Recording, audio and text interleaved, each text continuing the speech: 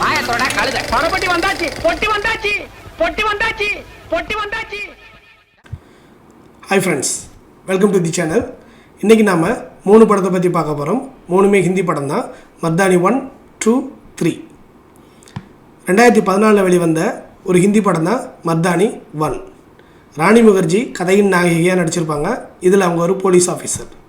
நேராக கதைக்குள்ளே போயிடலாம். தான் வளர்ப்பு மகளோட ஃப்ரெண்டை காணோன்னு சொல்லி தேடி போகிற போலீஸ் ஆஃபீஸர் ஒரு பெரிய ட்ரக் ப்ளஸ் சைல்ட் டிராஃபிக்கிங் மாஃபியாவை கண்டுபிடிக்கிறாங்க. இந்த பொண்ணு மட்டும் இல்லாமல் நிறைய பொண்ணுங்களை மும்பையில் அவங்க கடத்தி பாலியல் குற்றத்துக்கு ஆளாக்குறாங்கன்றதை கண்டுபிடிக்கிறாங்க. இதில் வில்லன் செம பவர்ஃபுல்லான ஆள், ரொம்ப புத்திசாலியும் கூட. ஸோ போலீஸுக்கும் வில்லனுக்கும் உள்ள ட்விஸ்ட் அண்ட் டேர்ன்ஸோட இந்த கதை ரொம்ப சூப்பராக ட்ராவல் ஆகும். படத்தை ரொம்ப என்ஜாய் பண்ணி பார்க்கலாம். கிளைமேக்ஸில் வரக்கூடிய ஒரு பெரிய ட்விஸ்ட்டை நம்ம யாருமே எதிர்பார்க்க முடியாது. உண்மையிலே நான் ரொம்ப என்ஜாய் பண்ணேன். இந்த படத்தில் பெஸ்ட் வில்லன், பெஸ்ட் ஆக்ட்ரஸ்னு 2 ஃபிலிம்ஃபேர் அவார்டை வாங்கியிருக்காங்க. ரொம்ப தரமான படம், பார்த்து என்ஜாய் பண்ணுங்கள். 2வது படம் மர்தானி 2. இது என்னோடய ஃபேவரட் படம்னே சொல்லலாம். ஏன்னா படம் அவ்வளவு சூப்பராக போகும், படம் ஆரம்பத்துலேருந்து கடைசி வரைக்கும்.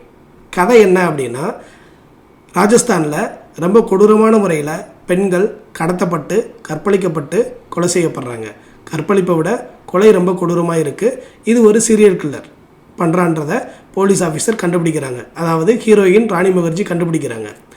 இதில் பெரிய டேர்ன் என்ன அப்படின்னா, எல்லா சீரியல் கில்லர் மூவிலையும் சீரியல் கில்லர் யாருன்னு நமக்கு தெரியாது. ஆனால் இதில் ஃபஸ்ட்டு சீனில் இருந்து லாஸ்ட்டு சீன் வரைக்கும் வில்லன் யாருன்றதை நமக்கு தெரியும், போலீஸுக்கு தெரியாது.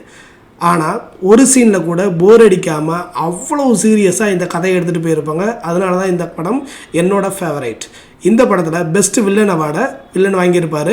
இன்னும் சுவாரஸ்யமான விஷயம், அவருக்கு இதுதான் ஃபஸ்ட்டு படம். ஃபஸ்ட்டு படத்துலேயே பெஸ்ட் வில்லன் அப்படின்ற ஒரு அவார்டை அவர் வாங்கியிருப்பார். ஸோ என்ன ஒரு பெரிய ட்விஸ்ட் அண்ட் டர்ன்ஸ் அப்படின்னா, போலீஸ் ஸ்டேஷன்லேயே வில்லன் இருக்கிறது தான் பெரிய சுவாரஸ்யமே. போலீஸ் ஸ்டேஷனில் வில்லன் இருந்துக்கிட்டே போலீஸ் என்ன பண்ணுறாங்கன்றத கண்டுபிடிச்சு அவங்களுக்கு முன்னாடியே அந்த இடத்துல இருந்து எல்லா விஷயத்தையும் பண்ணுறது செம்ம ட்விஸ்ட் அண்ட் டர்ன்ஸாக போயிட்டுருக்கும். படம் தரமாக இருக்கும், பார்த்து என்ஜாய் பண்ணுங்கள். 3வது படம் மர்தானி 3. இந்த படமும் ஒரு குழந்தை கடத்தல் சம்பந்தமான படம் தான். 3 மாதத்தில் 90 குழந்தைகள் கடத்தப்படுறாங்க. முக்கியமாக கதையில் இந்தியன் எம்பசியில் வேலை பார்க்கக்கூடிய ஒரு ஆஃபீஸரோட பொண்ணும் அவர் வீட்டில் வேலை பார்க்கக்கூடிய வேலைக்காரனோட பொண்ணும் ஒரே நாளில் கடத்தப்படுறாங்க. கடத்தலுக்கான காரணம் என்னன்னு கண்டுபிடிக்கிறாங்க. அந்த கடத்தல் யார் நடத்துகிறான்னு தேடும்போது அது ஒரு பெரிய மாஃபியா கும்பல்கிட்ட கூட்டிகிட்டு போகுது. அந்த கேரக்டர் அம்மா அப்படின்ற கேரக்டர். உண்மையிலே அந்த கேரக்டர் நமக்கும் பயத்தை ஏற்படுத்துது. அந்த கேரக்டரை பிடிக்க போலீஸ் என்ன முயற்சி பண்ணாலும் அது ஒவ்வொரு இடத்துலையும் தோல்வியில் தான் முடியுது. ஒரு சூழ்நிலையில் ஒரு என்ஜிஓவோட ஓனரை அம்மா கொல்ல போகிறதா ஒரு தகவல் கிடச்சி அங்கே போயிட்டு போலீஸ் ஆஃபீஸர் அந்த என்ஜிஓ ஓனரை காப்பாற்றுறாங்க.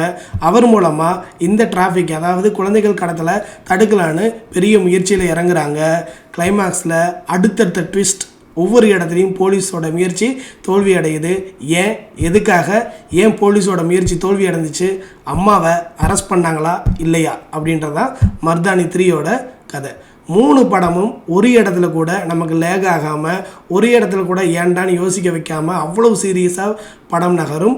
ஒரு போலீஸ் ஆஃபீஸர், அவரோட ஸ்ட்ரகிள், அவரோட புத்திசாலித்தனம், அவரோட போல்ட்னஸ் எல்லாத்தையும் இந்த படத்தில் ராணி முகர்ஜி அவ்வளோ அழகாக எடுத்து சொல்லியிருப்பாங்க.